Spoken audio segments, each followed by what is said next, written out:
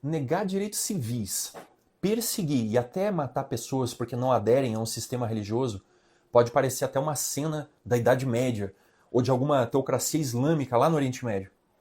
Mas as profecias do Apocalipse preveem que isso vai acontecer no Ocidente e no mundo todo, em um futuro próximo.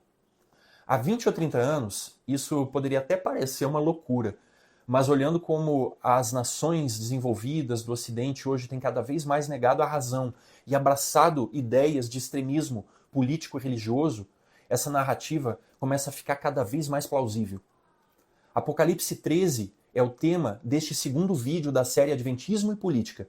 Descubra como a Bíblia retrata neste capítulo os eventos do fim da nossa história e que papel a política vai desempenhar nele.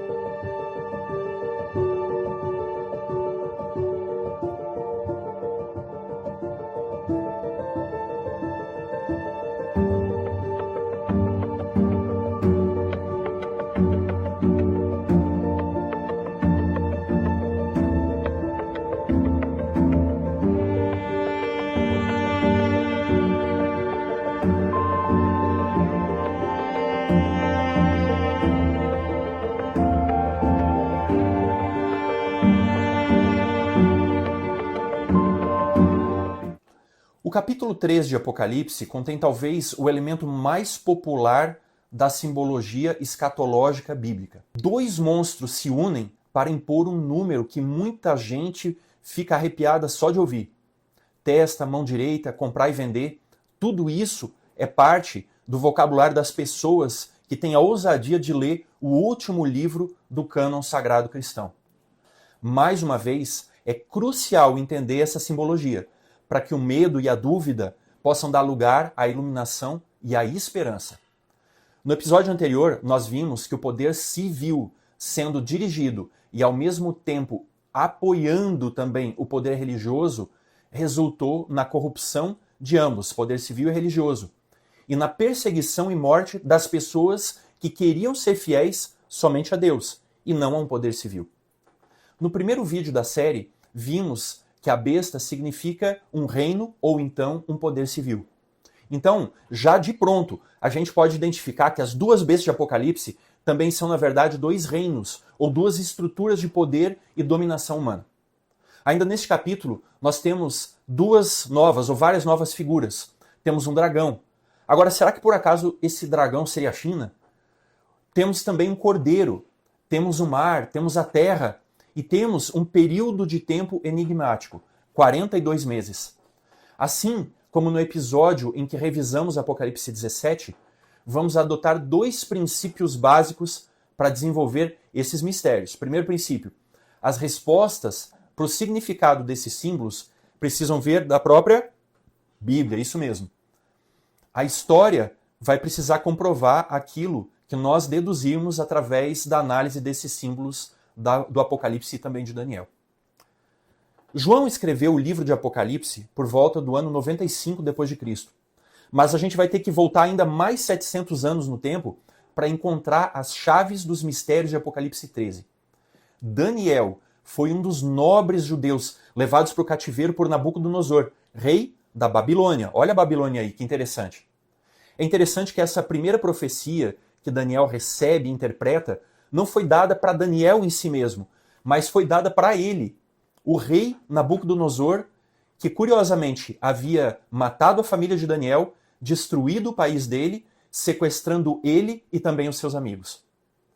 O rei Nabucodonosor viu em sonhos uma estátua, mas ele não conseguia se lembrar do sonho. Deus mostrou para Daniel não apenas o que o rei tinha sonhado, mas também o significado desse sonho. Nabucodonosor tinha visto em sonhos uma estátua de vários metais. E esses metais simbolizavam uma sequência de impérios mundiais que começava essa sequência com a Babilônia, que era a cabeça de ouro da estátua.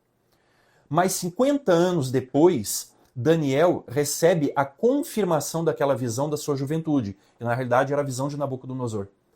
Agora, só que de uma forma diferente, Daniel vê animais que detalham ainda mais a sequência dos impérios que aquela estátua lá de 50 anos atrás representava. Mais ou menos 2 anos depois dessa segunda visão, quando Daniel já era idoso, Daniel recebe mais uma nova revelação.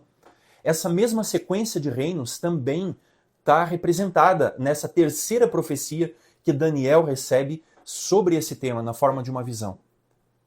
Agora, só que essas visões, elas usam símbolos diferentes. O que é importante a gente destacar é que quando a Bíblia repete uma mensagem, isso significa que essa mensagem é muito importante. Por 3 visões separadas, por mais de 50 anos, Deus mostrou para Daniel os grandes impérios mundiais que iam surgir até o fim dos tempos e de que maneira esses impérios agiriam, se portariam. Vamos destacar aqui um poder na história que perseguiria, destruiria os santos e que falaria e agiria de modo blasfemo. Blasfêmia, de acordo com a Bíblia, é se colocar no lugar de Deus, conforme o texto que você está vendo aí na tela. Esse é o chifre pequeno, que nasceu arrancando 3 chifres anteriores. Na cronologia de Daniel, ele surge depois do Império Romano. Em Apocalipse, João vê 2 bestas, lá no capítulo 13. As visões de Daniel, elas são importantes para a gente compreender Apocalipse 13, porque a primeira besta que João vê lá em Apocalipse 13 é uma mistura de todos aqueles 4 animais que Daniel tinha visto no capítulo 7. Mais ainda, essa primeira besta de Apocalipse 13 tem semelhanças com o chifre pequeno que Daniel tinha visto 700 anos antes de João, que recebeu as visões do Apocalipse. O chifre pequeno e a besta perseguem o povo de Deus, falam blasfêmias e são vencidos apenas por Cristo. Nesse ponto, a gente já começa a se perguntar se essas 2 visões estão falando do mesmo poder, estão falando da mesma coisa. Já que a gente já entendeu, já aprendeu no vídeo anterior, que um chifre e uma besta significam ambas as figuras uma nação ou um poder humano. Agora, a gente pode analisar, passando já da dúvida para a certeza, quando nós entendemos o período que o chifre pequeno atua e que a besta de Apocalipse 13 também atua. É exatamente o mesmo período. Daniel 7,25 fala que esse chifre pequeno ele ia perseguir os santos, ia falar blasfêmias, ia mudar os tempos e a lei por um tempo, tempos e metade de um tempo. Essa expressão de tempo, ela também vai aparecer mais uma vez na Bíblia, lá em Apocalipse 12. Note como Daniel e Apocalipse são interconectados. A mulher lá de Apocalipse 12, que João tinha visto 700 anos depois de Daniel, foge também por um tempo, tempos e metade de um tempo.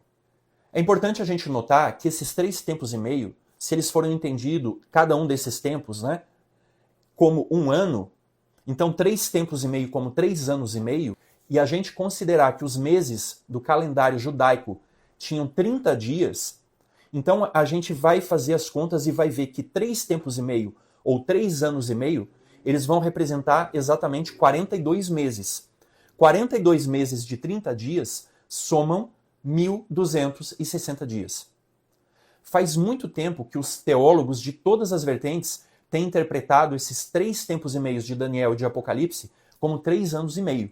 E isso é impressionante, porque a besta de Apocalipse 13, ela teria poder e ela blasfemaria por 42 meses. Esse é o mesmo período de 1.260 dias que a mulher de Apocalipse 12, ou seja, o povo de Deus, precisaria fugir para o deserto para não ser destruído pelo dragão ou a serpente. E você está vendo aqui no vídeo, aqui na tela, o versículo que mostra, lá em Apocalipse 12, que o dragão e a serpente são o diabo ou Satanás. Agora um parêntese aqui, Você acredita que o diabo existe? Ou você acha que isso é só uma alegoria? Escreve aqui nos comentários aqui do vídeo qual que é a sua opinião a respeito da figura de Satanás. E se você deixar seu like, se a gente tiver bastante comentário, bastante visualizações desse vídeo, a gente pode fazer um vídeo aqui só falando sobre Satanás ou o diabo na Bíblia, ok? Mas agora voltando para a profecia, a única peça que falta para a gente resolver esse quebra-cabeças é entender que esses dias, na realidade, eles não são dias, eles são anos. Isso não é assim exatamente uma surpresa, Por quê? Porque as profecias de Daniel e Apocalipse, elas são repletas de símbolos. Números 14:34 e Ezequiel 4:6 são 2 textos em que dias foram usados para simbolizar anos na Bíblia.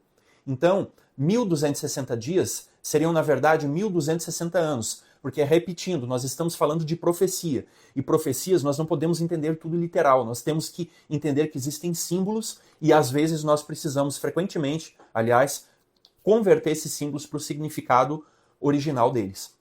E esses 1260 dias são o mesmo que 42 meses, ou então 3 anos e meio, ou 3 tempos e meio. E por que isso faz sentido? 3 anos e meio, de forma literal, não poderiam ser nem de longe suficientes para cobrir todos os eventos que são descritos nessas profecias. Assim, 3 tempos e meio, os 42 meses e os 1260 dias amarram todos os elementos dessas profecias que estão separadas na Bíblia, mas que a gente pode compreender, então, por meio dessa amarração, exatamente o que está acontecendo nelas. O chifre pequeno equivale à primeira besta de Apocalipse 13.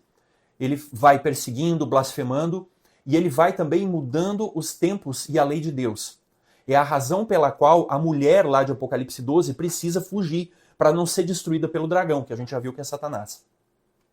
Esse chifre pequeno, ele surge após a queda de Babilônia, da Medo-Pérsia, da Grécia e também da Roma imperial, aquela Roma dos Césares que a gente vê aí nos filmes e nos livros de história. A única opção, presta atenção, a única opção que se enquadra nessa descrição do chifre pequeno que a gente já viu, que dadas as características, o período de atuação também é a besta de Apocalipse 13, é o surgimento do sistema papal na igreja cristã. Os 3 chifres arrancados em Daniel 7 confirmam essa interpretação, porque para que o papado pudesse ser estabelecido, houve a destruição de 3 reinos bárbaros da Europa antiga, que eram resultado da fragmentação do Império Romano, para que o papado, então, como falamos, pudesse surgir.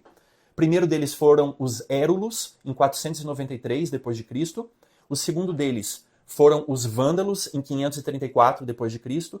E, por fim, então, os Ostrogodos, em 538 d.C.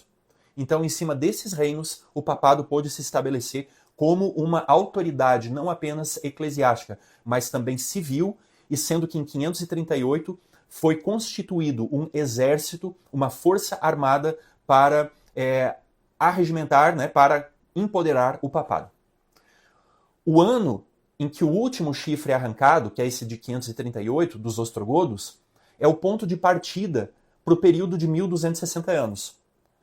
Em que ano ele termina, então? É muito simples. É só a gente somar o ano de 538, que é quando surge o papado, por meio da destruição dos Ostrogodos e pela formação do seu exército, um poder efetivamente não apenas mais religioso, mas também civil, com um poder armado, e você soma o ano de 538 com 1260 anos, que é lá da profecia, de Daniel 7, de Apocalipse 13 também.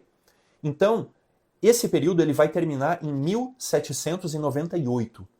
Agora, será que o ano de 1798 tem alguma coisa de especial que poderia dar força para essa interpretação de que é mesmo o papado, tanto o chifre pequeno quanto a besta de Apocalipse 13? Com certeza sim, o sonoro sim aqui como resposta. Olha só que interessantíssimo o que aconteceu. Quem entende um pouquinho de história, quem vai lembrar o que aconteceu, vai saber que no período de 1798 algo muito importante estava acontecendo lá na Europa. O que estava acontecendo lá? A Revolução Francesa. Nesse ano, em 1798, por meio do seu general Louis-Alexandre Berthier, Napoleão prendeu Giovanni Angelo Braschi, o famoso Papa Pio VI. E essa foi a ferida mortal na cabeça da besta de Apocalipse 13, que João havia previsto quase 1700 anos antes. No próximo vídeo, o episódio 3, a gente vai falar quem fez essa ferida, como e por quê. E isso na Bíblia. Vai ser muito interessante a gente mostrar na Bíblia mais detalhes sobre essa ferida mortal. Esse período de 1260 anos abrange a totalidade daquilo que a gente chama Idade Média, que também é conhecida como Idade das Trevas, onde o progresso religioso, científico, tecnológico, intelectual e moral foi grandemente atrasado no Ocidente. Aqui, portanto, não resta dúvidas de que esse poder que a Bíblia profetizou se trata do papado. Alguns teólogos afirmam que o chifre pequeno, na realidade, seria Antíoco Epifânio, que foi um rei Seleucida, que profanou o Templo de Jerusalém. E isso aconteceu no 2º século antes de Cristo. Mas essa interpretação ela não se encaixa na cronologia da profecia. E ela também não se encaixa com outros elementos da profecia. Mas o ponto mais importante para a gente refutar a tese de Antíoco Epifânio como sendo chifre pequeno é que em Mateus 24, versículo 15, você está vendo aqui na sua tela também, Jesus indicou que o abominável da desolação, de quem falou o profeta Daniel, de quem que Jesus está falando aqui? Lógico, ele mesmo, o chifre pequeno. Esse abominável da desolação, pela fala de Jesus, Jesus deixa claro que ele estava no futuro. Então, não poderia ser de forma alguma Antíoco Epifânio. Por quê? Porque quando Jesus falou isso, Antíoco Epifânio já havia morrido há mais de 100 anos. Cumprindo a profecia, então, o papado mudou os tempos e a lei. E ele fez um sincretismo do mitraísmo e outras religiões pagãs de Roma e Grécia Antiga com o cristianismo. No espaço de 2 ou 3 séculos, a religião cristã ficou irreconhecível. Alguns pontos que mudaram radicalmente aqui, não vou citar todos, apenas alguns aqui para você ter noção. Houve uma terceirização da religião para uma classe sacerdotal, assim como no paganismo. A substituição de pequenas comunidades de fé nas sinagogas, nas casas, por grandes e suntuosos templos, assim como era também no paganismo. A mudança do dia de guarda, do sábado para o domingo, aconteceu nesse período. A união dos símbolos e comemorações cristãs com as práticas pagãs, por exemplo, o Natal. Fizemos inclusive um programa agora no final do ano de 2025 com Felipe Lemos, em que nós explicamos como isso aconteceu. Cevada com Plutônio, nosso podcast, confere lá.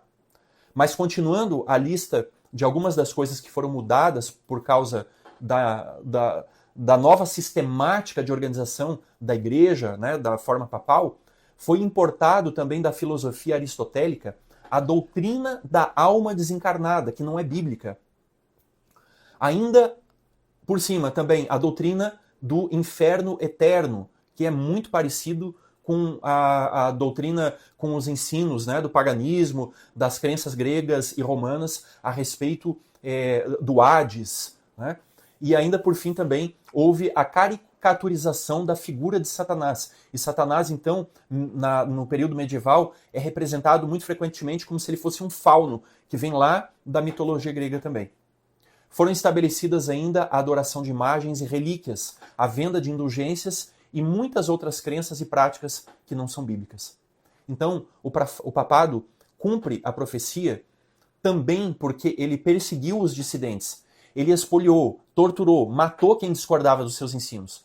Notadamente os pré-reformadores, os reformadores, os protestantes, mas também cientistas e intelectuais, como as páginas da história descrevem sem nenhuma margem para dúvida. Como a gente viu no episódio anterior, o papado fez isso por meio das ferramentas do Estado. Reis e imperadores se submetiam a Roma em troca de legitimidade secular e também divina. Essa, então, é a primeira besta de Apocalipse 13. É muito importante a gente destacar que Apocalipse 13:3 narra que a ferida mortal na cabeça da besta seria curada.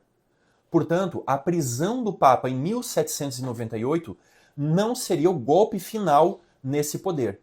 Se inscreve aqui no nosso canal para receber a notificação quando sair o próximo vídeo explicando essa ferida mortal. É muito interessante. Você não faz ideia de qual é o país que está profetizado em Apocalipse 11. E se você está gostando das informações que a gente está passando aqui nesse vídeo, já deixa aí o seu like e se inscreve no canal.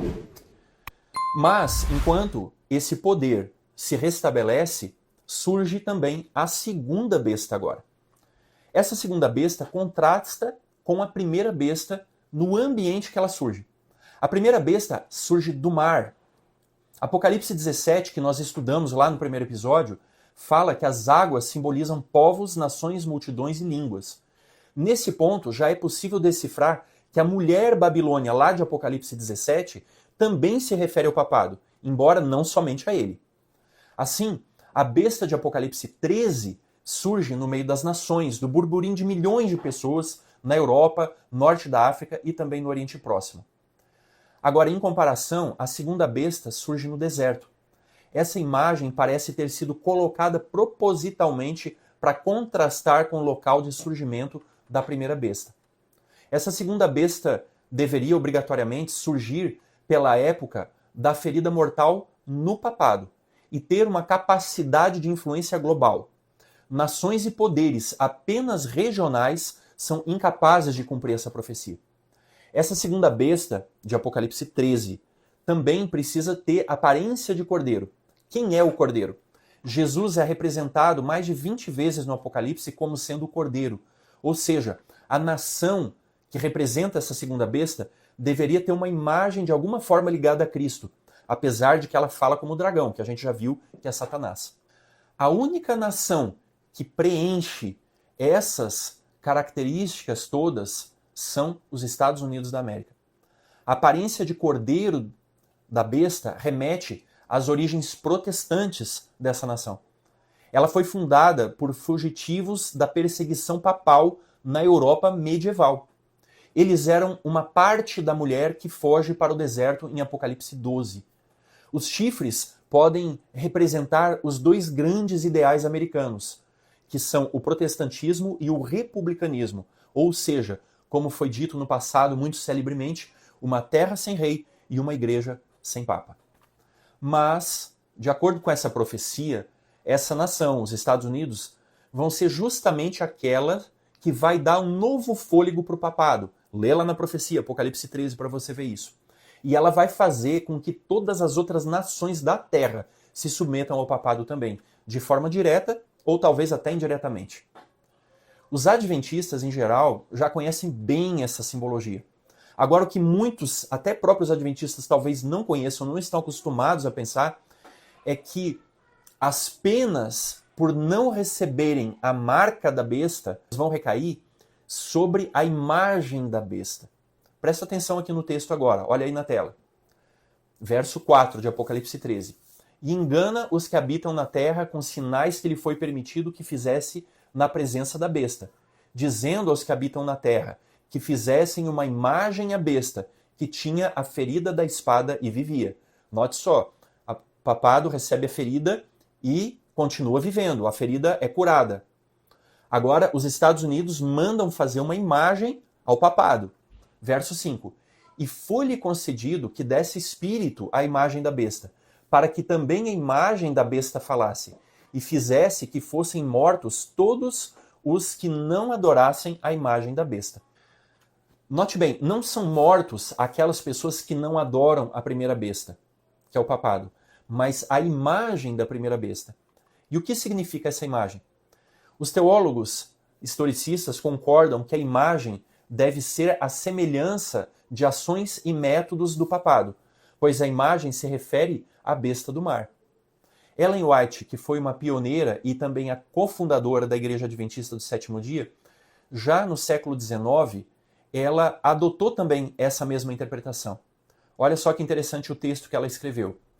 Quando as principais igrejas dos Estados Unidos, ligando-se em pontos de doutrinas que lhes são comuns, influenciarem o Estado para que imponha seus decretos e lhes apoie as instituições, a América protestante terá então formado uma imagem da hierarquia romana, e a inflição de penas civis aos dissidentes será o resultado inevitável. No próprio ato de impor um dever religioso por meio do poder secular, formariam as igrejas mesmas uma imagem à besta. Esses textos eles foram extraídos de pontos diferentes das páginas 445, 448 e 449 do livro O Grande Conflito. Então, é muito importante a gente destacar aqui que a imagem da besta vai ser formada quando as igrejas dos Estados Unidos, igrejas protestantes, impuserem crenças, rituais, estruturas religiosas por meio de leis e do braço do Estado. Por exemplo, e notadamente, o dia de guarda, de acordo com a profecia, será determinado pela igreja por meio de lei. A profecia, portanto, deixa claro que serão perseguidos e mortos aqueles que não se submeterem à nova estrutura religiosa e civil americana, que surgirá da derrubada do laicismo do Estado. Isso acontece na América do Norte, mas não em Roma. Mas a América, pelo seu imenso poder e influência, fará que gradualmente os demais países sigam também essas práticas. Enquanto muitos protestantes estiveram por eras preocupados praticamente apenas com o papado, a profecia destaca que o pior da perseguição cairá sobre aqueles que não se submeterem às leis religiosas americanas que surgirão no futuro próximo.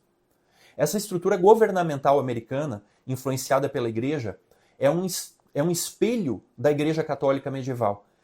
A Igreja Católica, lá na Idade Média, controlava o Estado e ela criminalizava a dissidência religiosa, implicando as mais severas penas concebíveis para quem divergia dela. O teólogo Dr. Ranko Stefanovic, no seu comentário sobre o livro do Apocalipse, destaca que, na sua tela aí também, a união entre igreja e Estado que caracterizava a apostasia e sempre antecede a perseguição será concretizada mais uma vez. As características do conflito final serão a união suprema do professo cristianismo com o poder do Estado, a fim de forçar todas as pessoas a se conformarem com os seus decretos. O livro, então, é Revelação de Jesus Cristo, página 421. Agora, o quão crível é esse cenário? O escritor Marvin Moore, dentre muitos outros, fez uma declaração impactante sobre isso. A questão é que um segmento significativo da população norte-americana é abertamente hostil ao princípio da separação entre igreja e Estado. O livro é Apocalipse 13, página 205. Essa movimentação em torno da derrubada do laicismo do Estado, lá nos Estados Unidos, não é recente. Alonzo T. Jones, que foi um obreiro pioneiro adventista, discursou por muito tempo no Senado americano no ano de 1888 com o objetivo de evitar a imposição de uma lei nacional que obrigava a guarda do domingo. Olha que interessante o que ele escreveu. É um trecho que foi taquigrafado e depois datilografado do discurso dele. Isso mostra conclusivamente que esses pregadores, está se referindo aqui aos pregadores protestantes americanos, ok? Pretendem tomar a supremacia em suas mãos, declarar oficialmente a vontade de Deus e obrigar a todos a prestar obediência a ela. Quando pregadores controlam o poder civil, como representantes de Deus, um papa é inevitável. O livro, então, esse discurso todo dele gerou um livro que se chama A Lei Dominical Nacional, tá certo? Na página 76, e ele é editado pela Adventist Pioneer Library, ok? Primeira edição, 2016. Ao longo das décadas, os cristãos têm estado muito atentos às investidas dos religiosos sobre os poderes civis americanos. Embora em 1888 a Lei Dominical Nacional não tenha sido aprovada, graças ao trabalho de Jones e alguns outros também que defenderam muito bem os princípios bíblicos do laicismo do Estado, o movimento religioso que quer assumir o poder civil apenas ganhou força, sobretudo no final do século XX. Marvin Moore e Clifford Goldstein retratam aspectos sociais e políticos dessa movimentação nos livros O Dia do Dragão e Apocalipse 13, respectivamente. Ambos esses livros são da Casa Publicadora Brasileira e a gente recomenda muitíssimo a leitura deles. Esse autor, o Clifford Goldstein, ele escreveu recentemente um artigo em que ele declarou: a sociedade americana deteriorou-se em diversas áreas e não é de admirar que milhões de cristãos acreditem que algo precisa ser feito. E que caminho pareceria mais eficaz do que assumir o controle do sistema político? Então, ele escreve esse artigo para a Revista Adventista, que foi publicado em português em julho de 2025. O Goldstein ainda cita Ellen White, dizendo que quando a igreja perdeu o Espírito e o poder de Deus, recorreu ao braço do Estado para impor os seus ensinos. E esse é o cerne da questão. A igreja do fim é representada como Laodiceia, uma igreja abastada, rica, confortável, despreocupada, mas sem poder, sem essência do Evangelho. Quando falta o verdadeiro poder do Espírito Santo, Laodiceia tenta suprir essa deficiência com o poder humano. A gente precisa esclarecer aqui que essas figuras, quanto aos Estados Unidos, ainda estão em cumprimento. A imagem da besta, o sinal da besta, a imposição do sinal na testa ou na mão direita, o grande sinal, né, como fazer cair fogo do céu, como diz lá em Apocalipse 13, ainda não se cumpriram, obviamente. Não é possível saber hoje exatamente como os cumprimentos vão se desenrolar. O nosso objetivo aqui não é dar um cumprimento profético para um partido A, um político B, uma ideologia C, etc. O nosso objetivo aqui é apenas dizer: a Bíblia previu há 2000 anos o que está acontecendo hoje. Quando a gente vê terremotos, guerras, pestes, a gente diz assim, olha, são sinais se cumprindo. Da mesma maneira, quando a gente vê a religião buscando controlar o Estado lá nos Estados Unidos, porque não adiantaria ser na Groenlândia, não adiantaria ser na Suíça, ou na Dinamarca, ou na Nova Zelândia, tem que ser nos Estados Unidos. Quando a gente vê isso acontecendo lá, e o Estado buscando incorporar a religião, a gente também pode dizer, são sinais se cumprindo. Por isso, a única coisa que é importante aqui é reconhecer que uma profecia está em cumprimento, não importa por meio do que ou por meio de quem. A gente precisa esclarecer também que, com o que vimos hoje, a gente não está hostilizando ou dizendo que não existem católicos ou protestantes americanos que sejam fiéis e verdadeiros filhos de Deus. E eles, com certeza, serão salvos por ocasião da vinda de Cristo. Esses que são fiéis diante daquilo que conhecem, daquilo que eles acreditam, são sinceros. A Bíblia destaca que as bestas de Apocalipse 13 dizem respeito a poderes, sistemas de governo. Elas não se referem a pessoas específicas.